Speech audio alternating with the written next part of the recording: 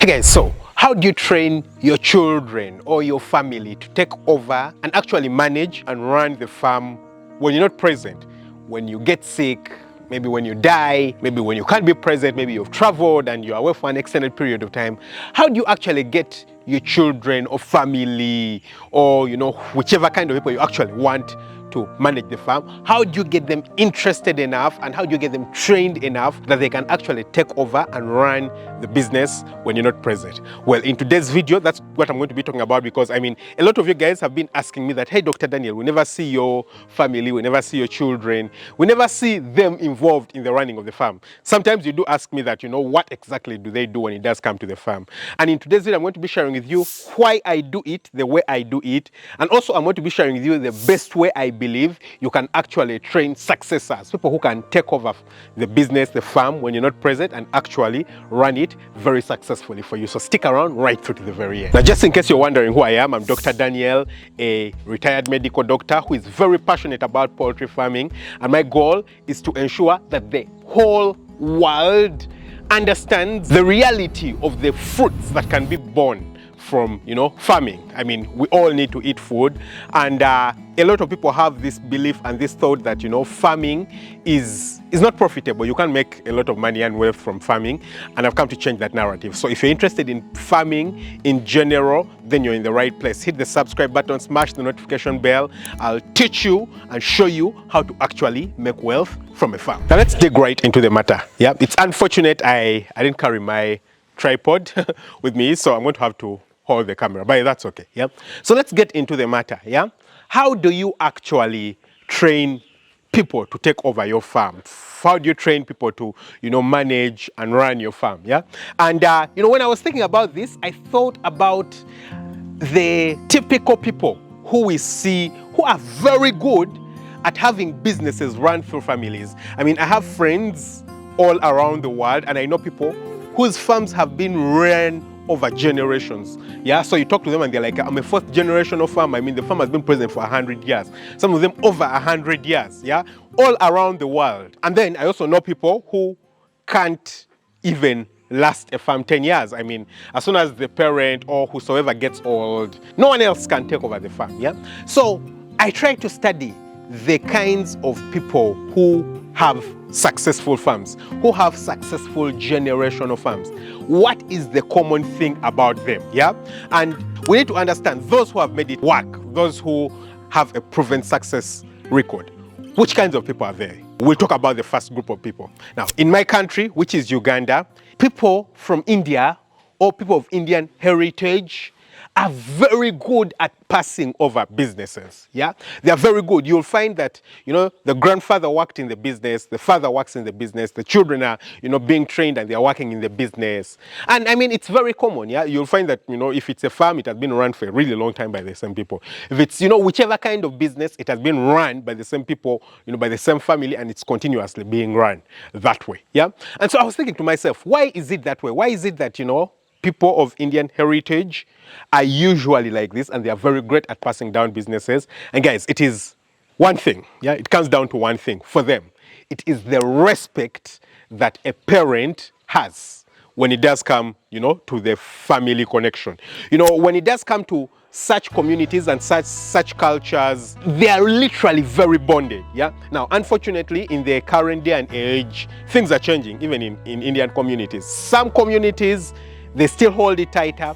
Even for us here in the African communities, some people still hold it, really close. Others don't. Yeah.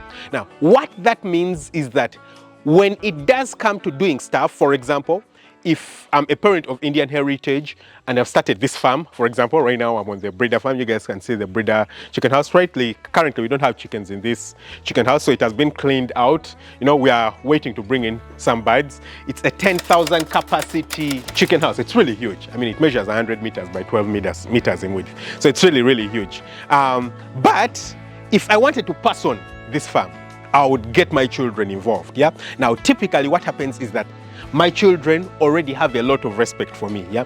A while back, I was reading a statistic of how early or how late children leave their parents' homes. And interestingly, India is the country where people leave their parents' home the latest. I think it was like, on average, children leave their parents' homes when they're like 33, something like that. I was like, what?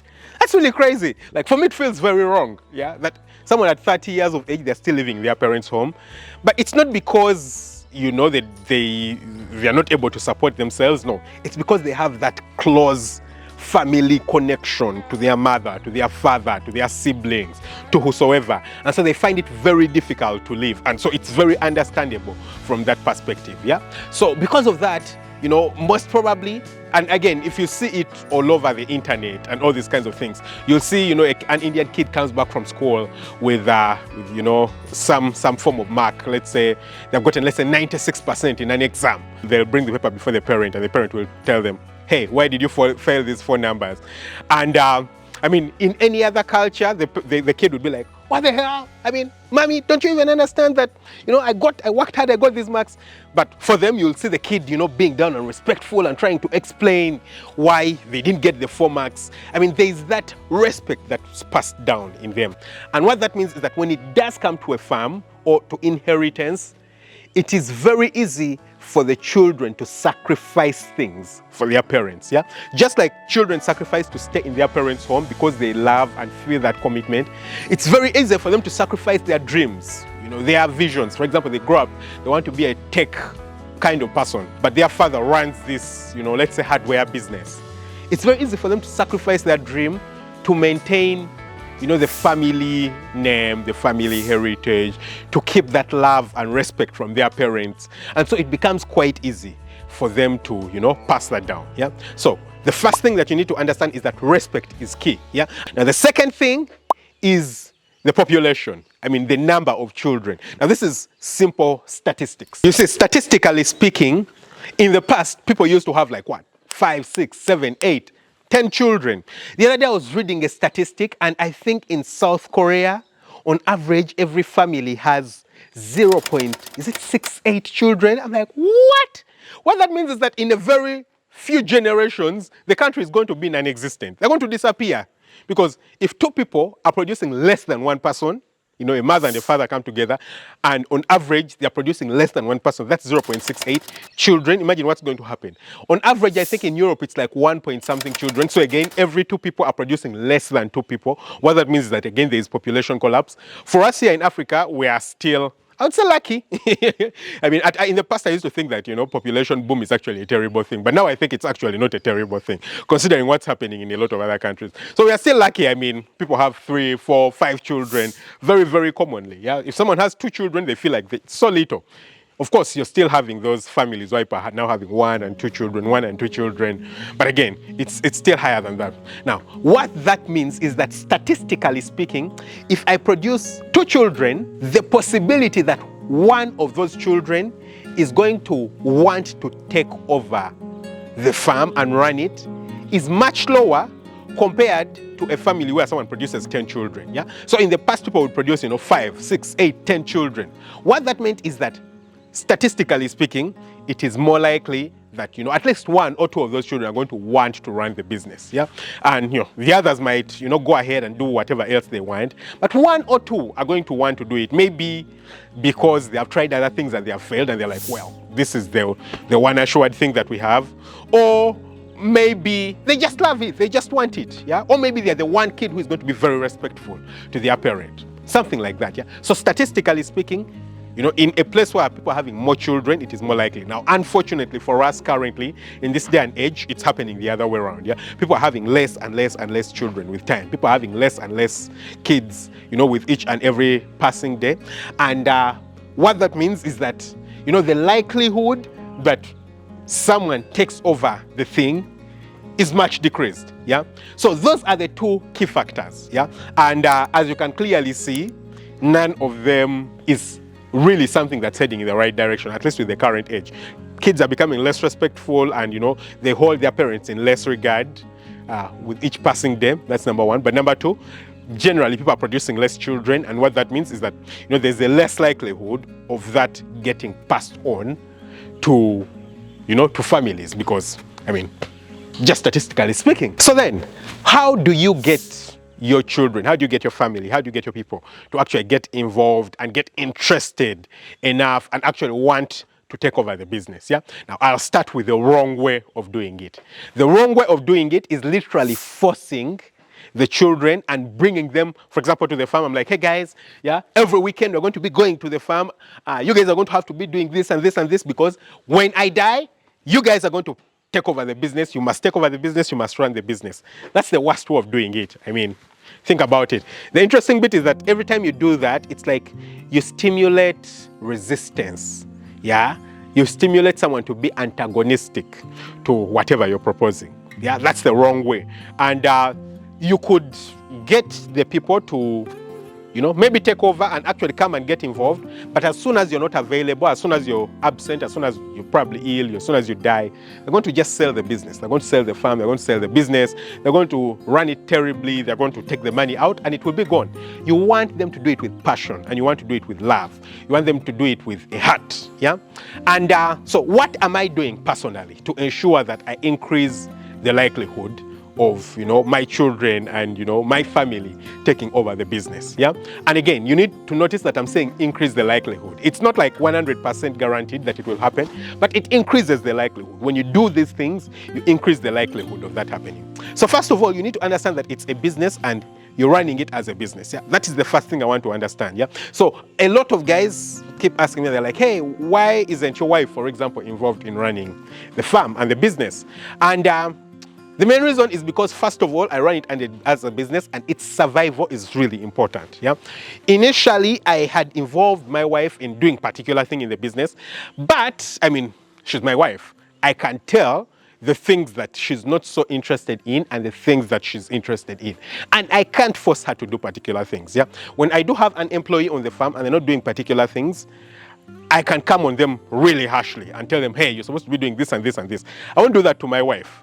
You understand? So it just showed me that I think I need another person for this position, plain and simple, and she's certainly not the best person for it. And since I want the business to survive, because it should be able to bring in the money to support the family, she is actually more likely to gain from the business when it's run properly and getting the best results than when she's actually running it and not getting the best results. Yeah, the earlier option actually gets us better results. So when I came to that conclusion, I decided that, hey, probably she's not best suited to be involved in this role. So I gave her a less significant role, one where she can understand, the proceedings of the business without being very involved. You understand? So I can explain the decisions that are being made and why they're being made, but without being very involved, like, technically, all things like that. Yeah, and that's a better position. Yeah, so that is why I set up the business in such a way that for every position, I have the best person in that position. Not just because they are my relative, not just because they are my son, not just because they are my, whosoever. Yeah. So then when it does come to the children, when it does come to, everyone else, how do I then develop in them that love and desire to take over the business? The best way to do it is, first of all, ensure that your children or whosoever you want to take over the farm actually has the correct work ethic. You understand? Recently, I was listening to a particular YouTuber, and he was talking about inheritance and passing down money or a business towards your children. And he was like, it's different. If you do have children and you have a lot of money, and then you pass a lot of money on to your children, but your children don't know how to deal with money, they're going to blow it really, really quickly. Yeah. Now, if you do train your children on how to manage and handle money, you don't need to pass too much money on to them. You don't, because they know how to make money, they know how to build money. But even when you do pass your money on to them, they are more likely to grow it and explode it through the roof than if you just pass it to them without training them on the values of life. Yeah. So the first and most important thing that will ensure that, first of all, your children even have an interest or desire in taking over the farm is by teaching them about work and training them to love work, training them to value work, training them to respect people, training them to understand dignity and respect and hard work and commitment. You understand? The values that are really important. They need to understand that, hey, you can't say yes to everything. You need to focus on a few particular things. When you start doing something, you need to have thought critically about it. You need to be able to understand risk and taking risk and, what risks to take and what risks to not take. You need to be able to, take responsibility, for example, if someone comes to you and they tell you this has happened, you need to understand that it's your responsibility most likely because you're the one who hired them. If they are incompetent at their work, partially their responsibility, but it's more likely your responsibility because you're responsible for hiring them. Those are the things you need to train them. Now, when you train them on those things, then they're going to value work. You understand? They're going to value work. And when they do value work, they're going to see all these things that you've created and everything that you've built. And they're going to imagine, well, they could start from zero by going and starting their own business or something somewhere.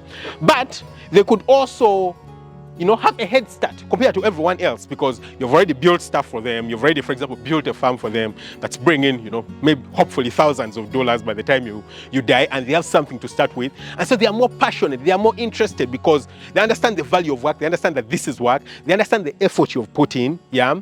And they could have interests, let's say in tech again. Let's say they want to build aeroplanes. They could have interests in aeroplanes, but people like Elon Musk run multiple companies. He builds rockets while running X, while building a car making company, while doing a lot of different other things. So doing one thing doesn't mean you can't do another thing. Yeah. So if they understand value of work and effort that you need to put into work and all these things, then they are more likely to take up the farm despite the fact that they want to do their other things. Someone who hasn't understood that will be like, hey, I actually hate farms. I don't like farms. I'll go and start an engineering company. Without even understanding how to run a company, without even understanding how to work, without even understanding all these things. Yeah. So you want to train your children on these core values. These are the core principles in life that make them more likely that they'll get these things. So then after that, what you do is that you then slowly involve them into the farm. And you don't do it like it's a must. Remember, you're already teaching them the principles and values of work. Yeah. Then what you do is that, hey, you get them and you're like, hey guys, it's a Saturday. I'm going to be going to the farm. You start when they're young. Most likely they're going to be excited about it. You're like, hey guys, it's a Saturday. I'm going to be going to the farm. Would you love to come with me? They're like, yeah, I would like to go with daddy. You go with them to the farm. And then once you get to the farm, of course, you're putting in your overall like me here. You're doing stuff and around. And then you're like, okay, David, can you help me hold the drill? Jessica, can you bring the trays over here? So just like that, they're involved in an exciting way. They are working, but they're excited. They're helping you carry stuff around. They're doing all these things. And for them, it doesn't feel like work. It doesn't feel like, they're putting in effort. They just feel like they're enjoying time with their dad or with their mom or, with their uncle, whosoever it is. But slowly by slowly, you're building a work ethic in them. And over time, that is going to look like play to them. Yeah, it's going to look like play. It won't look like work. And the best way of actually getting people to do things and get results is when you make work look like play. Yeah, in reality, it's work, but you make it look like play. And when you make it look like play, it feels very effortless and anyone feels like they can do it. Yeah, and in the end, once you pass on, they just don't feel like they're continuing to do something they've already been doing.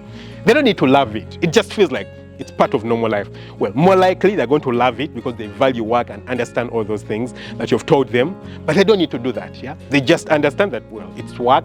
It's something that we do. It's something that we've always done. It's something that brings money. Why not continue doing it? Then you are more likely to succeed doing it that way. Yeah. So I hope you guys have understood. Of course, this is not like perfect. I'm not a succession counselor or things like that, yeah? But these are things that I've personally sat down and considered with my head and thought about and studied a lot of people and seen a lot of people who have been successful at this. And I believe, this can work for you. Don't forget to hit the subscribe button. And if you want to start and build a profitable poultry farm that can make you anything, over 5,000 USD every month, I've actually come up with the Farm Up Academy, yeah? It's something that I shared with you guys, and it's been a long time in the making. I'll leave a link to the Farm Up Academy. You can, go check it out, and you can join right there. It's very beautiful. Catch you very soon with another video. Lots of love. Bye-bye.